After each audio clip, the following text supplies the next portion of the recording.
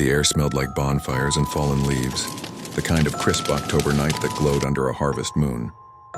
Down the winding road past the old mill, there was a forgotten path that only appeared when the fog rolled in from the creek.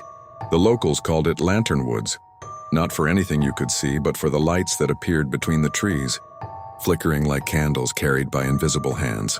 Ellie had always loved autumn, the crunch of leaves under her boots, the weight of her favorite flannel, the way the world turned gold and orange for a few fleeting weeks. It reminded her of being a kid in the 90s, when she'd trick-or-treat until her pillowcase tore and come home to VHS horror movies and pumpkin pie cooling on the stove. But this year, something felt different, heavier, older. She was driving home one misty evening when she saw it, the crooked sign leaning at the edge of the woods. It hadn't been there in years. The words Harvest Trail and Lantern Walk, Octi, 31 barely visible in the moonlight. Curiosity pulled her in like a spell. Living hush, the sound of branches shifting like whispers. Pumpkins lined the path, their carved faces faintly glowing, though there were no candles inside. The deeper she went, the stronger the scent of smoke and cider grew, mingled with something sweet like decaying leaves after rain.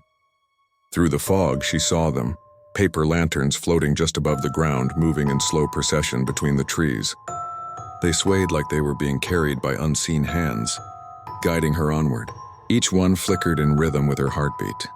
As she followed, the woods opened into a clearing. A circle of hay bales surrounded a massive oak, its roots tangled with vines and candle jars. Faded Halloween decorations hung from its branches, the kind you'd find at a 90s fall carnival. Plastic ghosts, tattered bunting, a string of orange lights that somehow still glowed. And then she heard it, laughter, gentle, familiar. She turned, and for a heartbeat she saw them. Kids in costumes from decades past running through the leaves. A boy in a vampire cape. A girl with fairy wings. Their faces were lit by the lanterns, smiling but distant, like reflections in water. One of them stopped, a small figure in a pumpkin mask, and held out a hand. "Don't forget us," he whispered. The wind stirred.